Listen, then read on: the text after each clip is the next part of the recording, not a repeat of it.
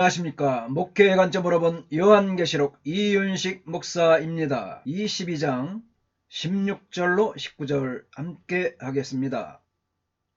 그리스도 계시에 대한 증언 16절로 20절인데 오늘은 19절까지만 하겠습니다. 나 예수는 교회들을 위하여 내 사자를 보내어 이것들을 너희에게 증언하게 하였노라.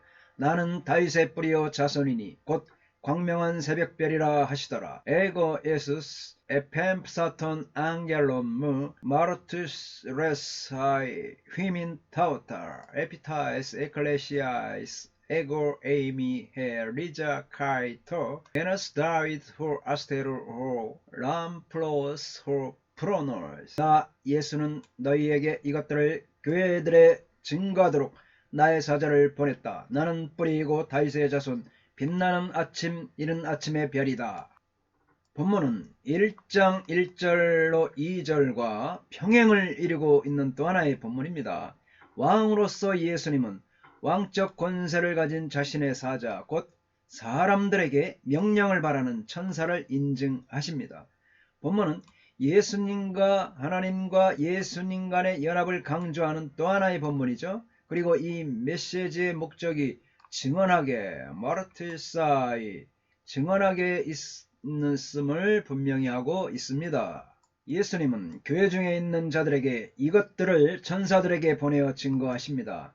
여기에서 천사들을 통해 증거된 이것들이란 1장 1절로 2절에서처럼 증언 대상은 단순히 두루마리에 기록된 내용의 일부가 아니라 요한계시록 메시지 전체를 가리키는 것으로 이해할 수 있습니다. 이 결론 부분에서는 예수님은 자신의 신분을 밝히십니다. 나는 이다 에고 에이미라는 구문은 요한계시록에서 5번 사용됩니다.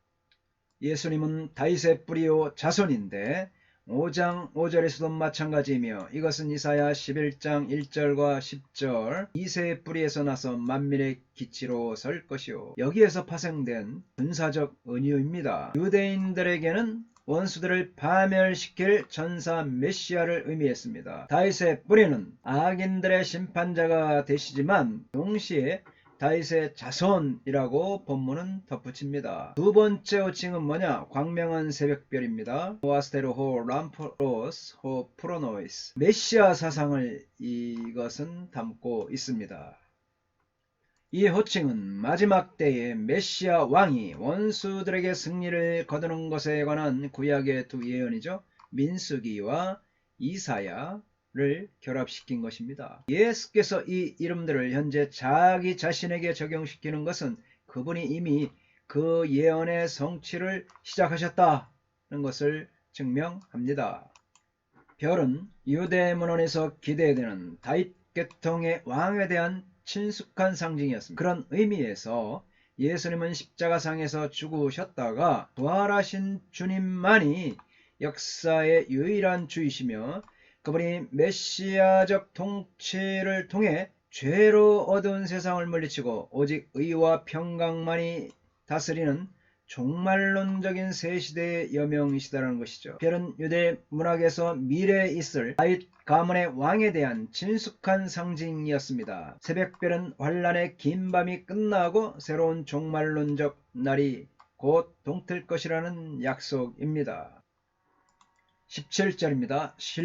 성령과 신부가 말씀하시기를 오라 하시는도다. 듣는 자도 오라 할 것이요 목마른 자도 올 것이요 또 원하는 자는 값없이 생명수를 받으라 하시더라. 카이 터푸누마 카이 해 님페 레고신 에르쿠 카이호 아키온 에이파트 에르쿠 카이호 딥슨 에르케스토 호 델론 라베토 휘도르 조에스 도레안. 그리고 성령과 신부가 말씀하신다. 너는 오라. 그리고 듣는 자가 말하게 하라. 너는 오라. 그리고 목마른 자가 오게 하라. 원하는 자가 생명의 물을 값없이 받게 하라. 오라고 하는 것은 오직 성령의 권면에 들을 귀가 있는 자만이 그렇게 말할 수 있습니다. 그러면 누구에게 오라고 합니까? 22장 7절 10절 12절 20절에 예수께서 오신다고 약속하시는 것으로 보아서 첫 번째 오라는 말은 성령과 신부가 예수님께 오신다는 약속에 응답하는 것입니다. 성도들은 예수님을 향해 오라, 즉 오소서라고 부르짖습니다. 그렇다면 이 말은 높은 분에게 드리는 간언이죠. 즉 주님 부디 오십시오라고 말해야 할 것입니다. 이 말은 가시적인 교회 안에 있는 모든 사람이 오라고 말할 수 있는 것이 아니고 오직 성령의 권면에 들을 귀가 있는 자들만이 그렇게 할 수 있다는 사실입니다. 할렐루야. 아멘.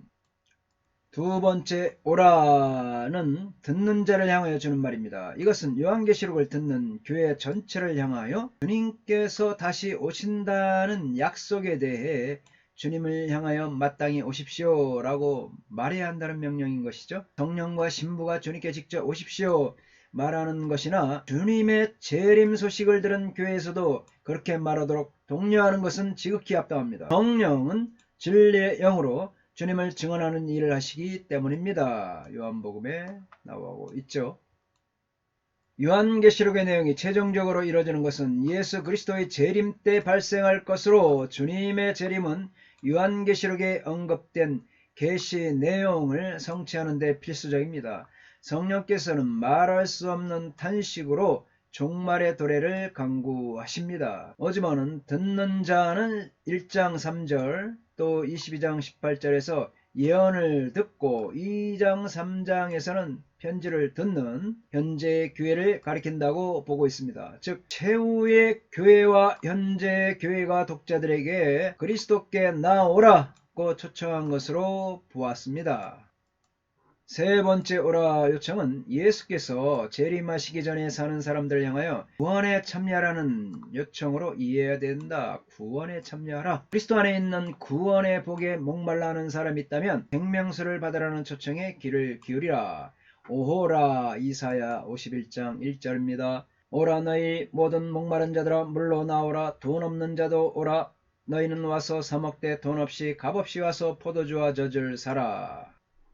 문제는 이것이 비신자들을 그리스도께 오라고 초청하는 것인지 이런 분들은 또 신자들에게 그리스도와 더 친밀한 교제에 들어가라고 권면하는 것인지 또는 경배하는 자들에게 성찬 예식에 참여하라고 요청하는 것인지 여부라는 것이죠. 버즈버는 이것은 둘 다를 가리키는 하나의 신뢰라고 말하죠. 세 번째 성찬 예식에 초청하라는 것은 문맥에 맞지 않는다. 그래서 비신자들을 그리스도께 오라고 초청한다는 것이죠. 또 신자들을 그리스도와의 더 긴밀한 교제에 들어가라. 이 두 가지를 가리킨다. 이렇게 주장합니다.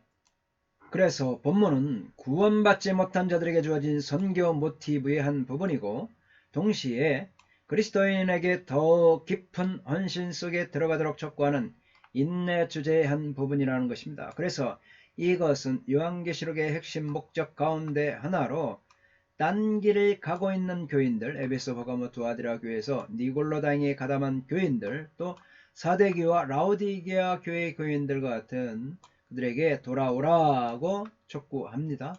또 잃어버린 자들에게 복음을 전하도록 촉구하는 것입니다. 이것이 요한복음의 핵심 목적이기도 하다는 것이죠.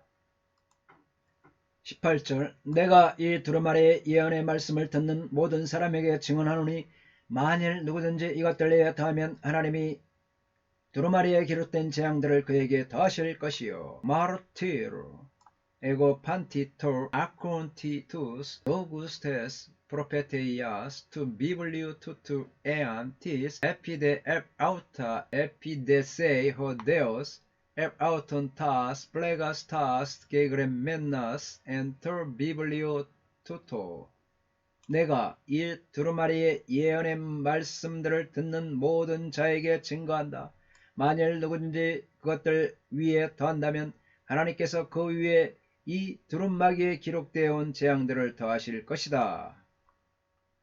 19절입니다. 만일 누구든지 이 두루마리의 예언의 말씀에서 제하여 버리면 하나님이 이 두루마리에 기록된 생명나무와 및 거룩한 성의 참여함을 제하여 버리시리라. 하이 에안티스 아펠레 아포톤 로곤 tu bibliothes propheteias tautes apelleiho deos to meros aut apot kushru tes joes car ectes oleos tes 하기아스톤 게그렘멘논 엔터 비블리오 투토. 그리고 만일 누구든지 이 예언의 두루마리의 말씀으로부터 제거하면 하나님께서 그의 몫을 제거할 것이다. 이 두루마리에 기록되어 온 생명의 나무와 거룩한 성읍에서 8절로 19절에서 나는 누구인가? 나는 예수님으로 보는 견해가 있습니다. 이런 분들이 예수님이다 나는. 또 동사 마르티로 증언하노니가 에고 나와 함께 나타나는 것은 나 예수가 사자를 증언하게 하려고 보내는 22장 16절 및 이것들을 증언하신 이가 이르시되 내가 진실로 속히 오리라 하시거늘 이렇게 말씀하시는 22장 20절과 평행을 이루고 있습니다. 16절과 20절에서 예수님 모두가 화자이므로 본문에서도 예수님을 화자로 보는 것이 더 적합하다 말하는 자죠. 나는 여기서 화자로.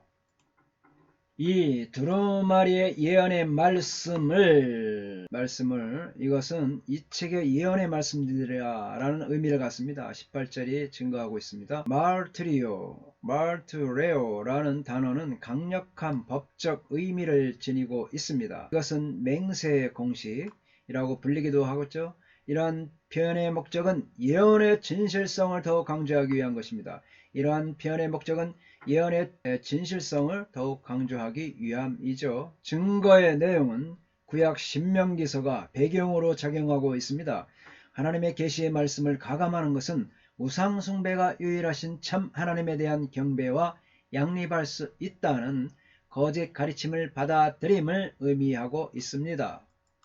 하나님의 말씀은 보충되거나 축소시켜서는 안 된다는 것을 의미합니다. 즉 토라는 하나님의 율법이죠. 말씀이 토라는 전체적으로 받아들여지고 순종되어야만 합니다. 발람을 비롯한 거짓 선지자들이 하나님의 심판을 면할 수 없는 것은 자기들의 유익과 목적을 위하거나 하나님의 말씀을 왜곡하기 때문입니다.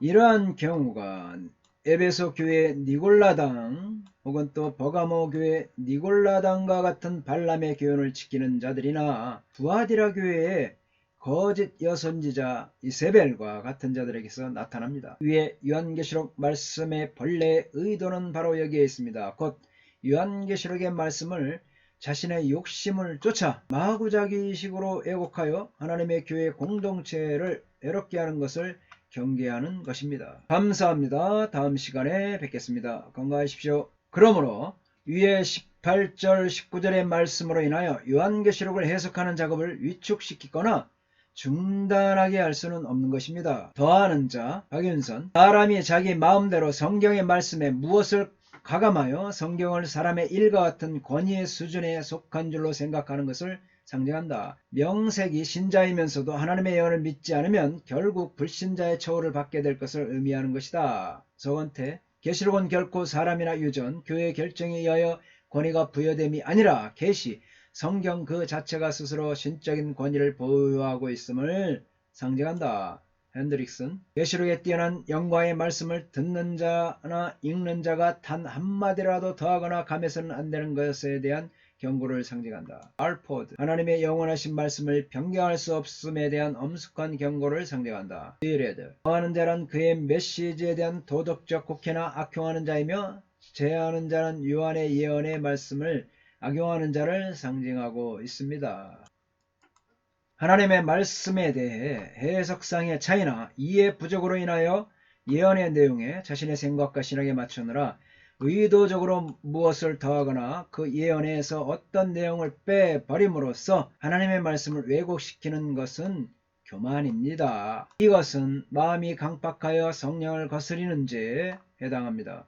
그리고 이러한 일은 하나님의 구원의 은총으로부터 멀어지게 될 것이며 하나님의 심판을 면할 수가 없습니다. 19절에 생명나무는 22장 2절에서 언급된 강 좌우에 있는 생명나무를 가리키고 거룩한 성은 하나 어린 양이 신부로부터 교회 공동체를 상징하는 새 예루살렘을 가리킵니다. 이런 것에 참여하지 못하는 것은 바로 구원의 상급을 얻지 못하게 됨을 의미합니다. 이러한 자들은 이미 구원을 받는 믿음을 지니지 않은 자, 수가 있습니다. 이에 대해 이상근 박사의 말을 보면 본서의 예언은 더하지도 제하지도 못할 절대적인 것을 밝힌다. 더하면 본서에서 밝힌 불신자의 대우를 받는 것이다. 그러므로 명세액이 신자이면서도 하나님의 예언의 말씀을 믿지 않으면 결국 불신자의 처우를 받게 됩니다. 본서는 예언뿐만 아니라 성경 전체는 가감할 수 없는 절대적인 가치를 지닌 것임을 밝히고 있습니다. 성경은 확정적으로는 영원히 주신 하나님의 말씀이기 때문입니다. 할렐루야. 이 예언들에 담겨있는 하나님의 메시지를 왜곡하는 것은 배교나 다름이 없습니다. 이 죄를 범한 사람은 하나님의 눈에 배교하는 비신자로 비춰질 것이라는 경고를 받습니다. 감사합니다. 다음 시간에는 요한계시록 마지막 부분 여러분들과 함께 마지막 강의를 하겠습니다. 감사합니다. 건강하십시오.